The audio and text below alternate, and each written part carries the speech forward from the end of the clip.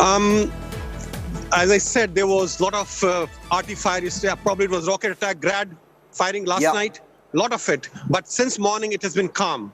And our train was stuck, like we would have been in Kyiv by now. It was stuck, but they're telling us, one, because they're expecting likely action. Secondly, because... Telephone will be right. Telephone have... No, it's not telephone. I'm reporting live. It's not telephone. It's not video. It's reporting live. Okay. Not telephone, no video. No video. It's live. I'm talking, only me. Okay. I'm sorry, I've been interrupted by Ukrainian police. problem. I'm telling them No not problem. recording any video. It's just live TV. It's not recording. Okay. Pajalista, okay? Okay. You want to speak? It's a near recording. Phone? Give me phone. Okay, Shiva, I have to give my phone to the police for some time. I'll come back to you again Sure. in 45 minutes. That's not a problem. Not a problem. Not a problem, Rajesh. Okay, okay, I'll just go off for the time being. Yeah, please. yeah. Please be safe. Please be safe, Rajesh. Okay, so there, Akshita, what we just saw was a live television moment from a conflict zone. Obviously, security is extremely high. People are on edge. The security forces themselves are, they're not ready to trust anyone. So they have to be very careful as well. So obviously, the Ukrainian police is doing its job there. Yeah. And we'll check up on Rajesh in a bit to ensure that everything is okay. But what you just saw was the Ukrainian police, I think, Shiv, who stopped by, said, don't record anything on your phone. And he was trying to communicate also that he was live with us. So we will check up on Rajesh in just a bit. In the meanwhile, I want to take this across to Gaurav Sawant. He's also reporting from Mariupol. And if you've been watching us here on India Today, watching extensive reports by Gaurav, you know that he's been trying hard to get out of Mariupol. Completely impossible because all rail traffic, road traffic, all of it has been stopped. This city has been completely isolated. And Gaurav tells us that's the situation in many, many parts. Gaurav, what's happening where you are? The last time you joined us about 30 minutes ago, we could hear shelling around you. Shiv, did you see what happened just now? We did. Because unlike Gaurav, I'm reporting with my mobile phone and I had to hold my mobile phone in front of me at a distance. And the police thought I'm recording the streets. Did you see that what happened? This policeman came to me. We saw that, and we're going to put that sequence on air in exactly 30 seconds. Tell us what happened. And it proves a point. I made a point to you in the morning that this war is very different war. We cannot look at this war from the lens of India-Pakistan wars or India-China war. It's a very different war. It's a hybrid war.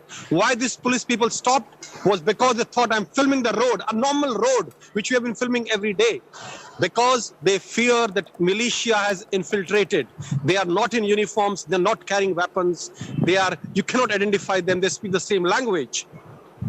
So this is a militia which is filming all strategic locations, all important locations, giving live feed to the Russian forces. And this is what they want to prevent. And that's the reason this policeman came. They were so suspicious and they want to check it. So I want to reiterate my point, what I told in the morning, that this is a hybrid war. And in this psychological warfare, propaganda warfare, and this kind of militia infiltration, helping regular troops in carrying out operations is unforeseen in the last few decades. Over to you, Shiv. Rajesh, just once more, since we saw what happened to you live here on India Today, and then you had to switch off the live so that you could speak to the police officer. I just want to understand from you, what did they seek? Because they took your phone, is what we understand. They took your phone and checked its contents to see if you were recording? Yes, you see, I told you I have to report with the phone, and my phone is like I'm recording something. It looks like that. They took my phone, and they were very aggressive initially. Whereas they calm down, I'm Indian, and I speak a little bit of Russian. Generally, people are okay with Indians. They know I'm not Russian now. And they immediately told me to open my gallery, photo gallery, video gallery. They checked all of this and then say, it's okay, it's fine.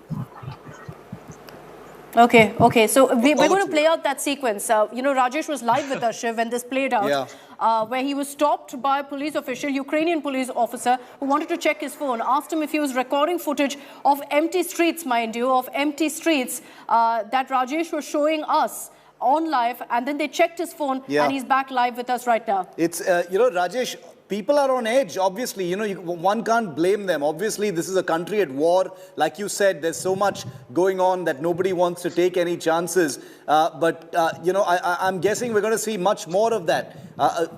What did that policeman actually ask you?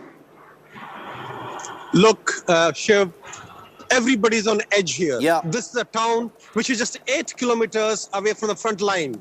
There was heavy shelling last night, a lot of rockets being fired, not on civilian areas, mind you, not on the residential blocks, but on the Ukrainian position, military positions on the front line. So everybody's on edge. All people who had money or young people have already left the town. Most of the people you see around are old people. And the police was tipped by an old lady, indicating to them there's a man recording the street. See the amount of consciousness they have now. And they're afraid. They don't know who's supporting Ukraine in the population, who's supporting Russia. So it's a kind of chaos here that way. Nobody knows who's the enemy and who's the friend. These policemen, they came to me very aggressively, 3 of them, and with their faces covered with a black mask, and they said, stop, what are you doing, And I said, oh, no, I'm just on live on TV, I'm not recording anything. They took my camera, they told me to open the gallery, they checked all the photos and videos in my phone. Sure. They checked all the videos and photos on your phone, people on edge.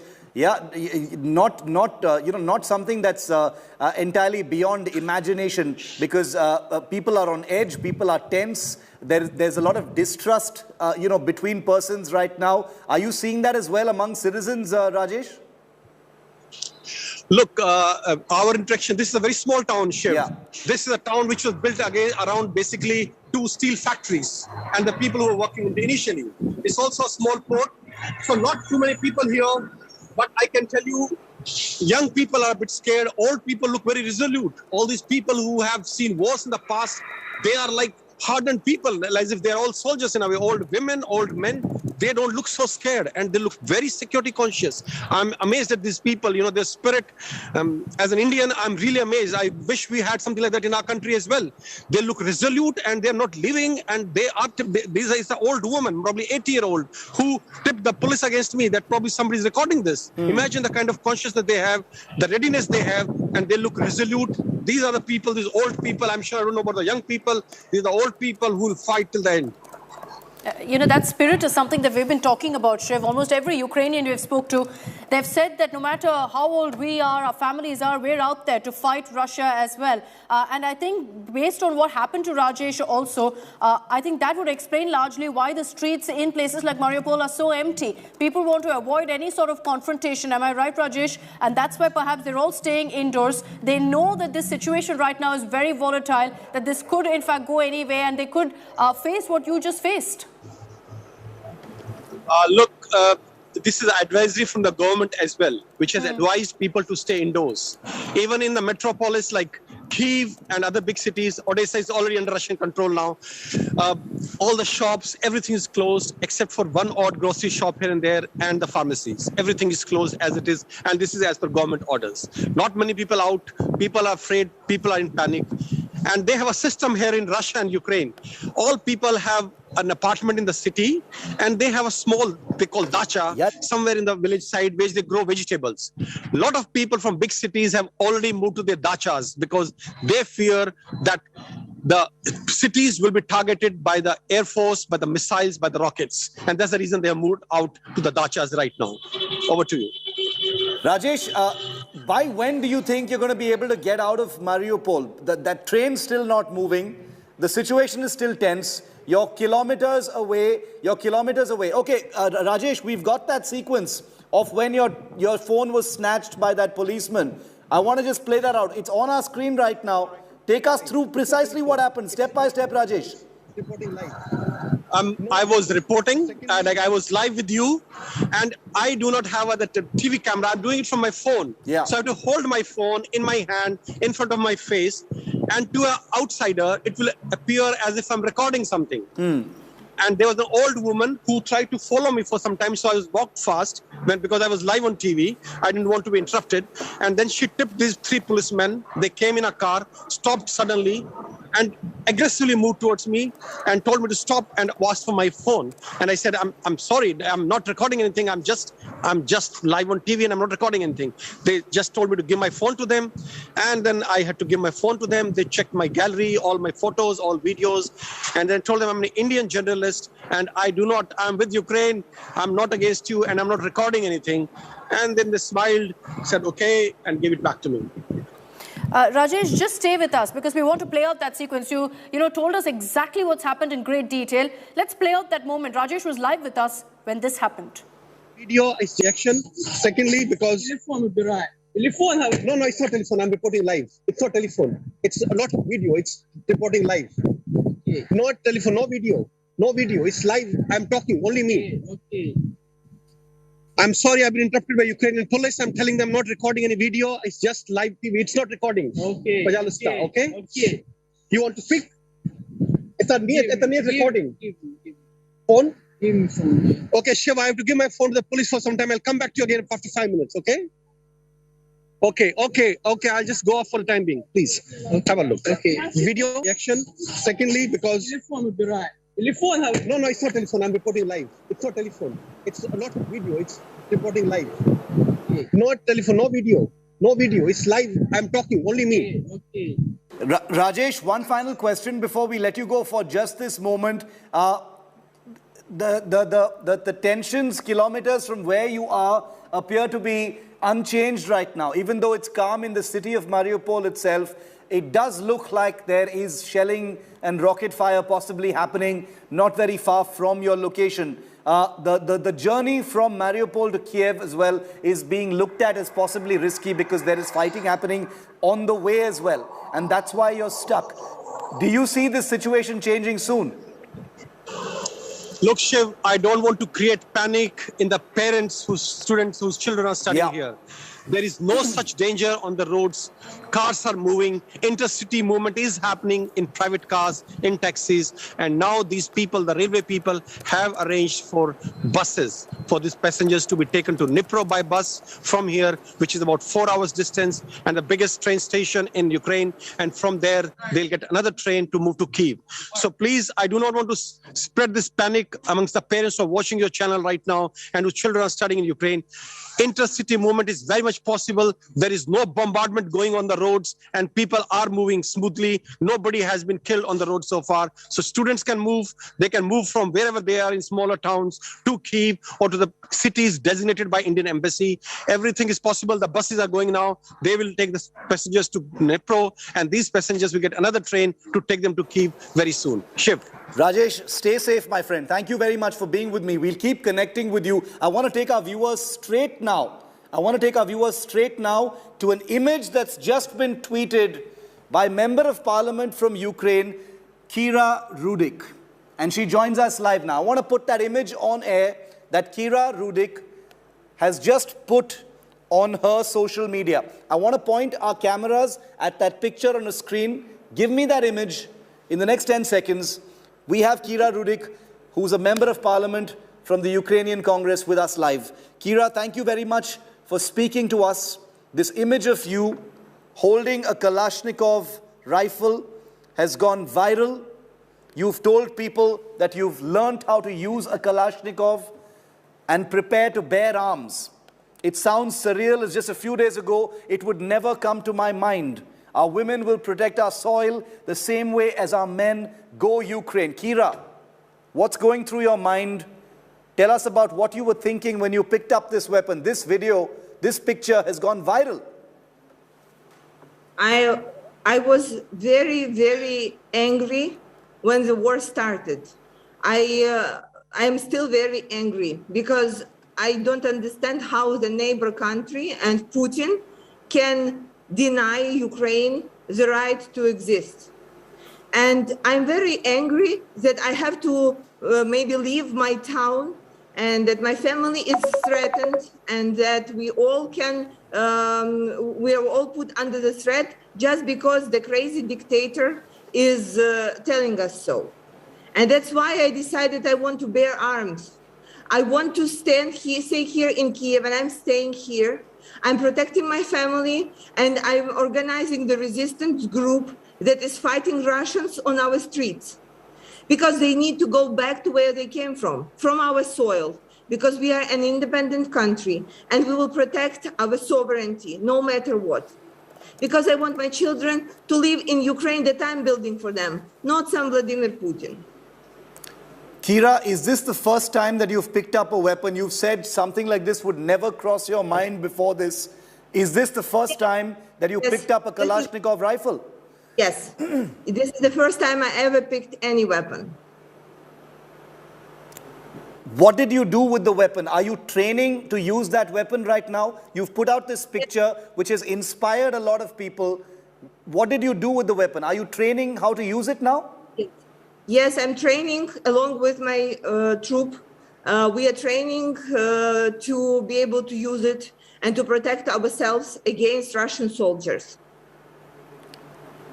Do you think other women are going to come forward and do the same thing, Kira? Do you think a lot of other women who are looking at this, do you know other women who have picked up their weapons as well? Yes, there are many women. There are many my colleagues who picked up weapon. It's we have 9 women in our parliamentary faction, and 9 of them picked up the weapon. Where is this weapon from, Kira? Is it an army weapon? Is it your personal weapon? Where are you getting these weapons from? This is an army weapon that they gave us to be able to protect myself. And can you tell us a little bit about how you are training? Because this is, after all, a lethal firearm. How are you training to use it? Can you tell us a little bit? Because people are watching you. They are being inspired by this image. They want to understand. This weapon has been supplied by the army to citizens so everyone can stand up and fight. Can you tell us a little bit about how you are learning to use it? So we have a guy who, a soldier who has been fighting, the war in the East, and he's training us. He's showing us, first of all, how not to harm ourselves and the people around us, how to be careful, how to clean it up, how to store it, and of course, how to shoot it. Is there what did it feel like holding that weapon? I don't want to be insensitive because this is a dangerous time. You know, firearms are not something to be joked about or toyed with. But someone who never thought they would hold a weapon like this, Kira, what did it feel like holding a weapon like this? It's scary and powerful at the same time. But this makes me feel like at the time when I will have to protect my country, I will be able to do so. It will not be a Russian soldier against me, just like disarmed. It will be like an equal fight. And I will want to give it an equal fight. You're saying that no matter what happens, nobody will give in without a fight. That's what you're saying. It's do or die for Ukrainians. Right. Do you feel sad, Kira, that it has come to this? For someone like you, who's a member of parliament, who says that you never thought you would actually pick up a weapon, now an image of you going viral, holding a Kalashnikov rifle, you're saying that you feel, powerful holding that weapon, but does it also make you feel sad that you had to pick up this weapon? Of course, it makes me sad. However, right now, the question of if the war would start did not pick up, like it was not Ukraine's choice. They just, at 5 a.m., 2 days ago, Putin just announced that there will be war. That's it. And that's why it's very sad that there is no going back to the life that we had it before. But it's also, I want to do everything so we would have a chance to have this life, a chance to have a life where things will be just like before. How has your family reacted to this, Kira, to this image of you holding a weapon? What did they think? What did they say to you? My partner is armed as well, and he's supporting me. And your friends, because many people will look at this and they'll say, oh my God, where have we reached? Is anybody looking at this and being worried about you? Most of my friends are bearing arms as well. Okay, most of your friends are also bearing arms. Akshita is also with me. She also wants to ask you some questions. Kira, go ahead, Akshita. Kira, I just wanted to say, woman to woman, how inspiring it is to see that kind of a picture, and especially when you write, our women will protect our soil the same way as our men. That message itself, I'm sure, will resonate with so many women across the world. As someone, Kira, and I can completely relate to what you're saying about feeling strong, but at the same time scared and a sense of fear. Because to hold a Kalashnikov in your arms, perhaps that's when it truly hits you. Reality sinks in that you're in a war. And I want to understand from you that feeling that you had, the fear that you have, and whether holding this kind of a Kalashnikov gives you a sense of security also now. Right. It gives me, it gives me a sense of hope. And it's much better when you have it around the house. I can show it to you right now. Please do, please do. Okay, so that's Kira holding her weapon. You've been. Can you show it to us once again, Kira? Can you just hold it up for the camera once? We just want to see how. Okay, so that's a Kalashnikov in Kira's hands. You've been holding it since yesterday, Kira. Have you gotten used to holding it? It's heavy. It is heavy. We are digesting these images right now with you, Kira. I can tell you that we do not feel disconnected from you or from Ukraine right now. Both Akshita and I sitting here, my colleague, we're looking at you. Millions of Indians are watching you, your picture here on India Today. And I can tell you that it's sending out a message. It is sending out a message that there is patriotism, there is fearlessness, but also there is a lot of sadness that proud people like yourselves, members of parliament and others and citizens, are actually pushed to the edge of a situation where they feel the need to pick up arms. That's the scary part. And, we feel a lot of solidarity with you. Both me and Akshita, all of us here in India feel solidarity with you. But I want to also ask you this. You said that holding that weapon had a lot of hope for you. It makes you feel hopeful. Are you hopeful that things will settle down peacefully? Or do you think things are going to get worse? So I think that Putin did not expect the resistance that he got in Ukraine. He did not expect it. And right now there is 3,000 Russian soldiers killed in just 2 days. So I hope that he will change his mind and take back his troops, so to keep the soldiers alive. And then we can go back to normal. And then I can give the Kalashnikov up. And then we can all pretend that when we are telling our children and teaching them to go down to the ground when the siren is on, that it was all just like a dream, it was just a game. Because I don't want to have this new reality where we have to teach our children how to go to the bomb shelter. However, if this wouldn't happen, if he wouldn't take back his troops, then we will have to stand for every inch of our soil, and we will do. And I'm ready, and I'm ready for that. And whole Ukraine is ready for that. Because people who were who fled the city, now coming back, armed, now coming back with more equipment, now coming back to protect the city, to defend it. Because there is no way Putin can have a capital. There is just no way. The symbolism also, Kira, is very significant. It's important. The Kalashnikov is a famous Russian weapon, and you're holding a Kalashnikov. I'm not talking about the fact that it's a Russian weapon. That happens. We're talking about the old Soviet Union. What I want to ask you is, what kind of message do you think your image has sent out to Russia at this point of time? With the number of shares and retweets on social media, I'm sure thousands of Russians have also seen your image. What kind of message do you think has gone to the people of Russia? That every single Ukrainian man and woman are ready to fight. We did not start this war.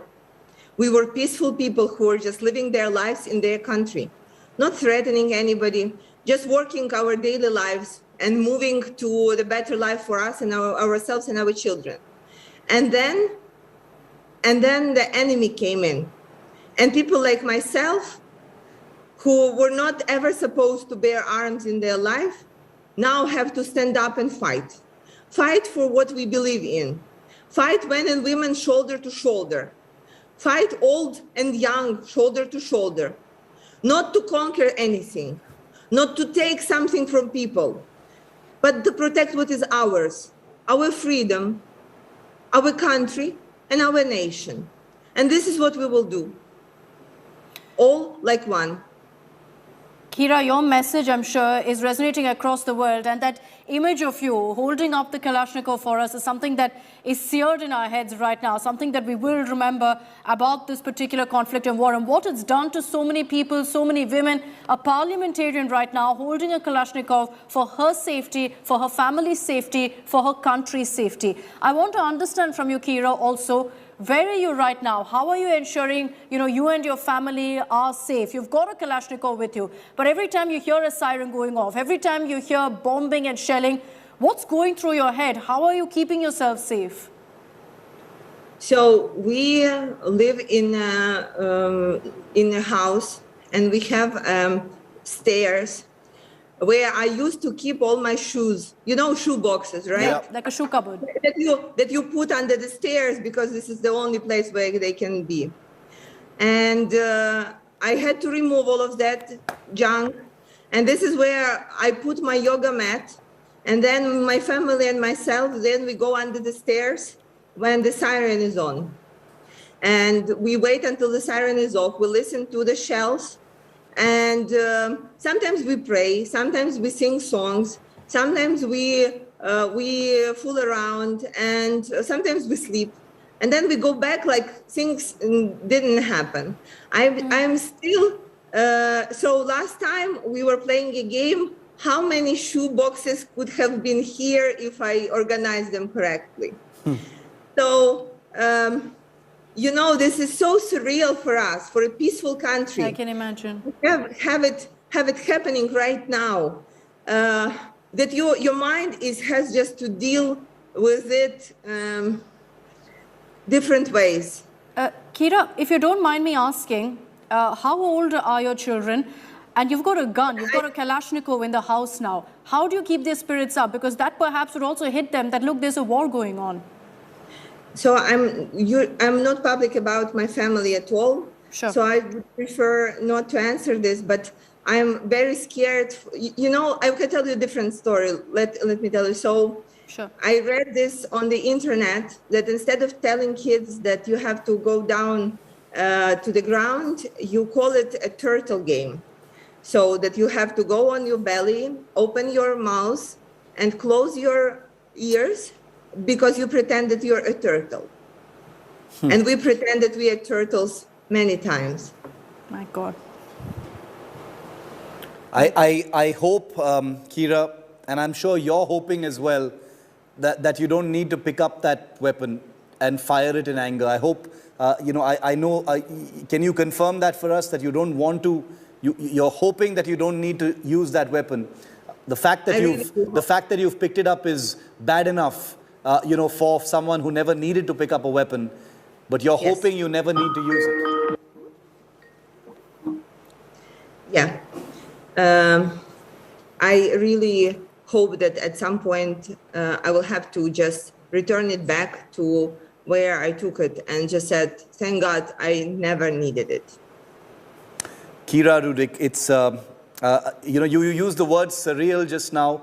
I cannot tell you how surreal it is for us to hear it from all this distance away, because we feel what you're feeling, and your message has gone out to millions of people here on India Today and everywhere else in the world. So I thank you, Kira, for giving us your time. We wish you and your family well. Thank you for sharing something very, very personal with us. It means something because it also sends out a message about what's happening in your country. And you don't only speak for yourself, you speak perhaps for all Ukrainians today. And women who you've said should be galvanized to actually fight shoulder to shoulder with the men in Ukraine who are out there fighting as well. So we wish you well, we wish you safety, and both Akshita and I truly hope you never need to use that Kalashnikov. Thank you, Kira, for joining us. Thank you so much.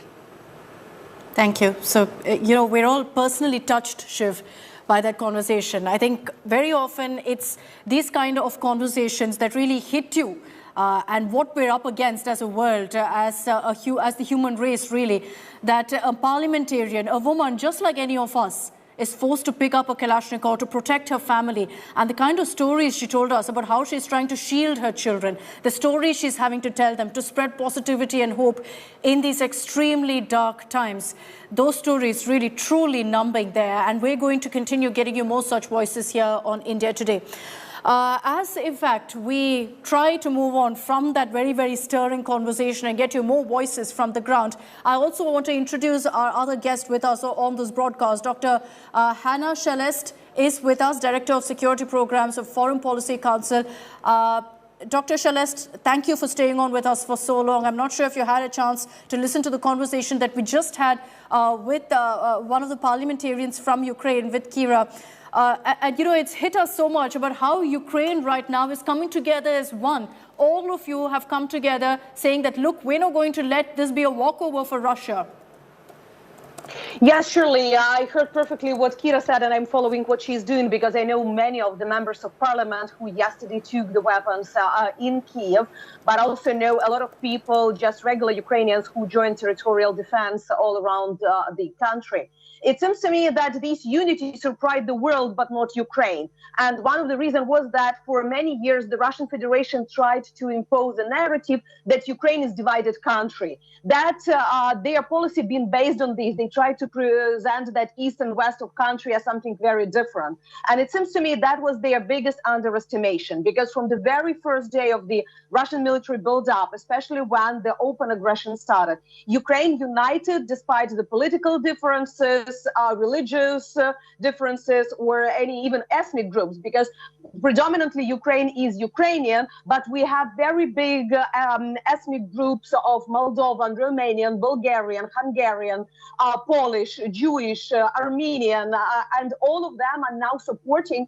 And we see, like yesterday, the Greek businessman with a very big developer here in Odessa, he opened all his buildings, the parking for people as the shelters, and he supplied it with food by his own money. And you definitely see how businessmen are spending millions, and at the same time how people are spending millions.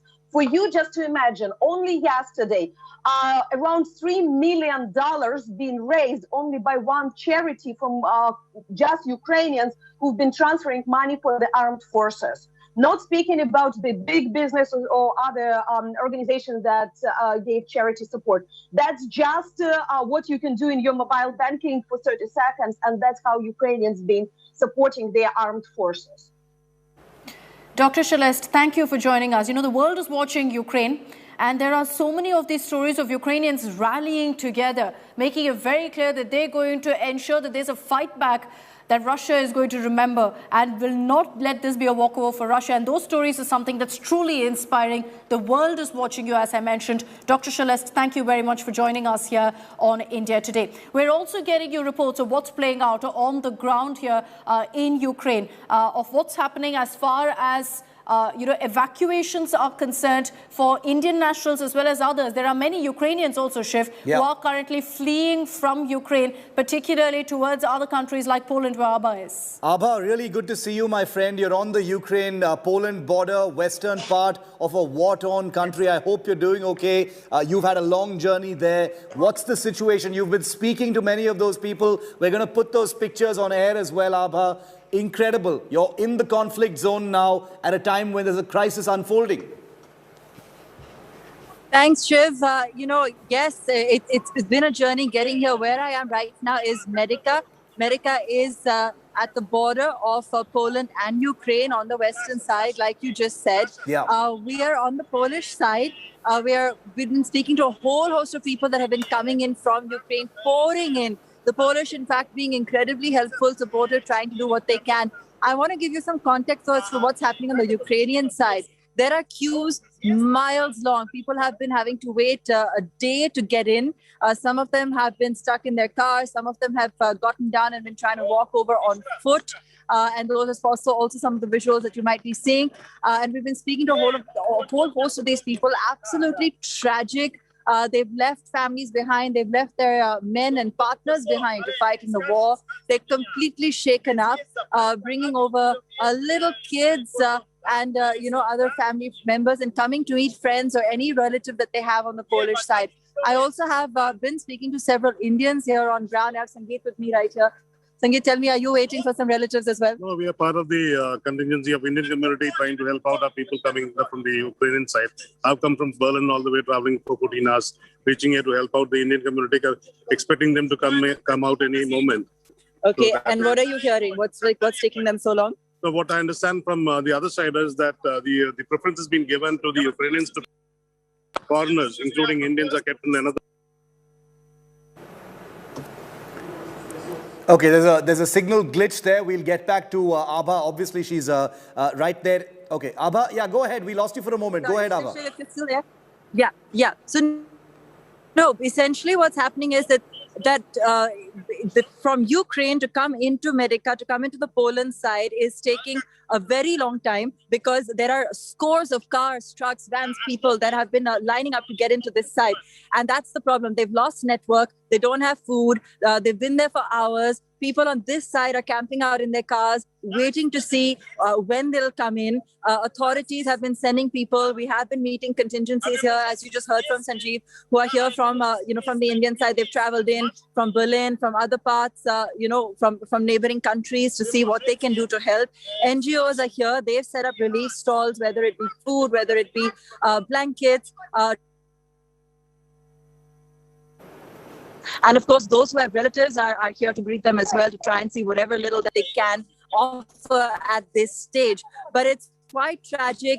And the one message that's coming in loud and clear is just it's honestly, I mean, to use the word hatred, but it's just hatred for Putin in particular. Like if you just speak to everyone that's coming in through the Ukraine side, whatever nationality they may be, they are in tears, and there is just so much hatred for the kind of displacement that they're feeling right now, for shaking up their lives, for people who've been walking over on foot for hours and hours to try and get to this side. And they say they have no option. They have to flee because that's what's happening to their country. There is nowhere to stay.